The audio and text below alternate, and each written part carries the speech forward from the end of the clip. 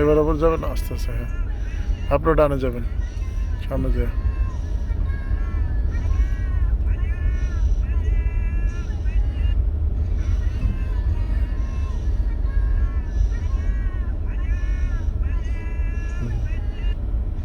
ঘুরতে থাকেন, ঘুরতে থাকেন,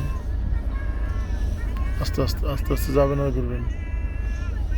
হুম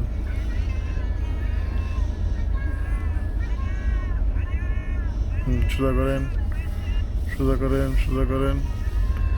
আগের থেকে এখন ভালো হইতেছে না? ওই জন্য হচ্ছে স্লো করে ঘুরবেন, তাহলে ভালো হবে। কারণ হচ্ছে আমি যদি ভালো না চালাইতে পারি তাহলে তো স্পিডে চালাই লাভ নাই।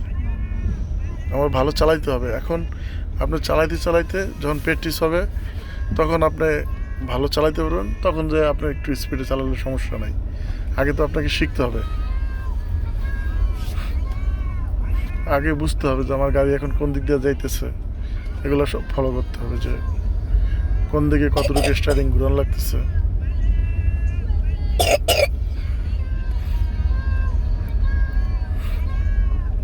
বামে যাবেন। হ্যাঁ, এখন থেকে আস্তে আস্তে কাটতে হবে। আর স্লো করবেন, কাটতে থাকেন, কাটতে থাকেন, কাটা থামবে না, কাটতে থাকেন, কাটতে থাকেন। কাটতে থাকেন, কাটতে থাকেন। ধরে রাখেন। হ্যাঁ, উল্টো আবার সোজা করেন, আস্তে আস্তে সোজা করেন, সোজা করেন, সোজা করেন। এই যে সুন্দর। এখন কিন্তু বামে ঘুরানো অনেকটাই প্রবলেম হয়েছে, ডাইনে বামে চলে গেছে।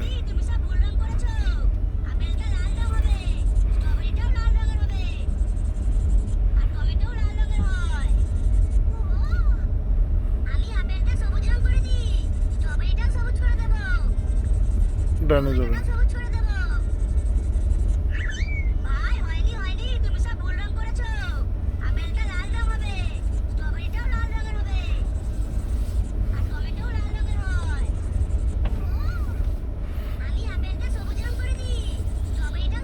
আস্তে আস্তে সোজা সোজা। এই যে বেশি দেখছেন, ব্রেক ব্রেক ব্রেক ব্রেক। এখন ব্রেক করছেন না, আর ডাইনে বামে যাওয়ার সুযোগ নেই। বামে কেটে নেন, বামে কাটেন, কাটেন, কাটেন, কাটেন, কাটেন, কাটেন, আরও কাটেন। হ্যান্ড ব্রেক ছাড়েন, আর বামে কাটেন, আরও বামে কাটেন। রাস্তার বাইরে যাবে না। হ্যাঁ, যান, বামে কাটেন, কাটেন বামে। হ্যাঁ, অ্যাক্সিডেন্ট দেন, দেন দেন। হ্যাঁ হ্যাঁ, আবার সোজা করেন। হ্যাঁ, এই যে এই ভুলগুলা সব ঠিক করে নিতে হবে আর কি। যদি আগের থেকে সোজা করতেন তাহলে ডাইনে যেত না, আর স্লো করলেও, স্লো থাকলেও যেত না। হ্যাঁ, মোড়ে একটু স্পিড তো থাকেই।